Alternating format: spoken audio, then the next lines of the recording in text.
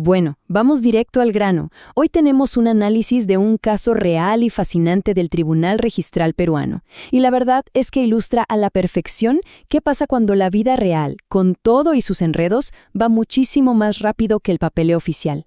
Muchas veces pensamos que el derecho registral es súper rígido, ¿no? Puro papel, firmas y sellos.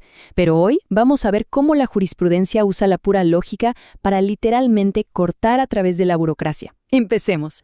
¿Qué pasa con una casa compartida décadas después de un divorcio si los trámites, pues, nunca se terminan? Imagínense una propiedad atrapada en un verdadero limbo legal durante años. Estamos hablando de bienes conyugales que nunca se liquidaron formalmente en papel, y encima, una crisis de identidad donde el nombre de una persona simplemente no cuadra de un documento a otro. Entonces, ¿cómo resuelve el sistema un rompecabezas donde la realidad choca de frente con lo que exige el registro? Esta es nuestra hoja de ruta para hoy. 1. Una propiedad en el limbo legal. 2. Los obstáculos burocráticos. 3. Cómo resolver el tema de los bienes sin liquidar. 4. Demostrando la identidad más allá de los nombres. Y finalmente, la resolución vinculante. Punto número 1. Una propiedad en el limbo legal. A ver, miren esta línea de tiempo porque es clave para entender cómo un chalet en Miraflores terminó atrapado en el tiempo. Todo arranca allá por 1958, con el matrimonio de Carlos Navarro y su esposa en Arequipa. Pasan los años y en 1985 se divorcian judicialmente. Ahora, demos un salto hasta el 2006, que es cuando el exesposo lamentablemente fallece. Y ojo a esto, no es hasta el 2016, o sea, 10 años después de su muerte y más de 30 años después del divorcio, que la exesposa intenta registrar la propiedad a su nombre como copropietaria. Es una brecha enorme donde los papeles simplemente se quedaron en el olvido. Sección 2. Los dos obstáculos burocráticos. Como se imaginarán, cuando ella quiso registrar esto, se topó con pared. El registrador bloqueó el trámite basándose en dos obstáculos súper específicos. Primero, dijo que la sentencia de divorcio del 85 no tenía una liquidación formal de bienes. Básicamente no había ningún papel que dijera con todas sus letras cómo se iba a dividir la casa. Y segundo, encontró un problema grave. El nombre de la exesposa en el registro de la propiedad no era exactamente el mismo que aparecía en las partidas de matrimonio y de divorcio. Un clásico dolor de cabeza burocrático. Y en este documento pueden ver las observaciones oficiales del registrador.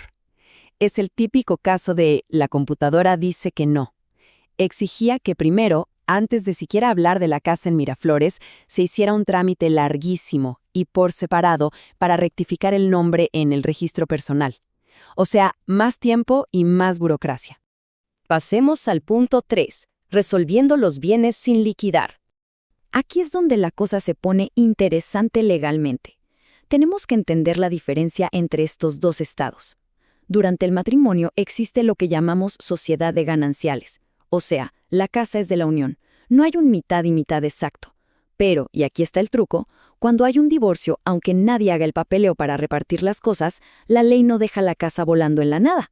El régimen cambia automáticamente a una copropiedad. Por puro efecto legal, cada excónyuge pasa a tener el 50% de las acciones y derechos. Y basándose en esto, el tribunal le dio la razón a la solicitante.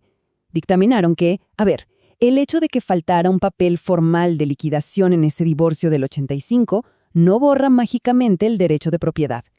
Al terminar el matrimonio, el bien se transforma en automático en una copropiedad al 50%. Así que el registrador se equivocó al pedir más documentos de adjudicación. El derecho ya estaba ahí, respaldado por la ley misma. Número 4. Demostrando la identidad más allá de los nombres.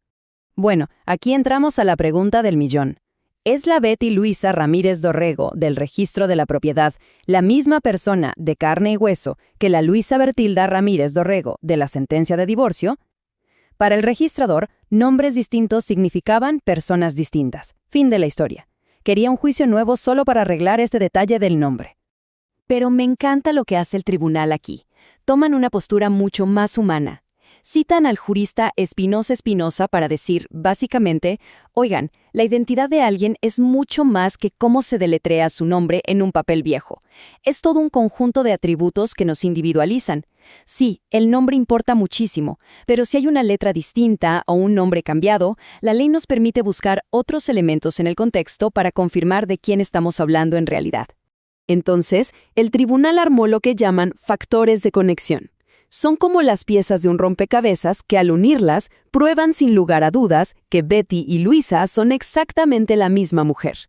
Fíjense, ambas identidades compartían al mismo exesposo, Carlos Manuel.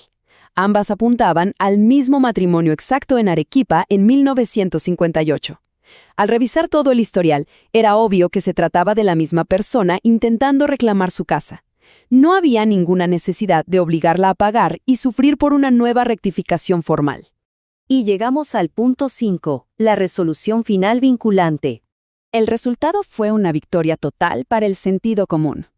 Por unanimidad, el tribunal revocó las trabas del registrador.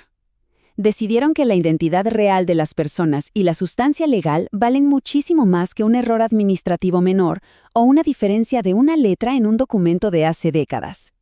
Y lo más importante, ordenaron que se disponga la inscripción de la propiedad inmediatamente. Para ponerlo en perspectiva, este es el resultado final que la ley terminó protegiendo, una división perfecta. Gracias a este análisis, Betty Luisa por fin aseguró su 50% legítimo de la casa, mientras que la otra mitad quedó correctamente asignada a los herederos de su exesposo. El derecho a la propiedad finalmente le ganó a la partida al formalismo extremo.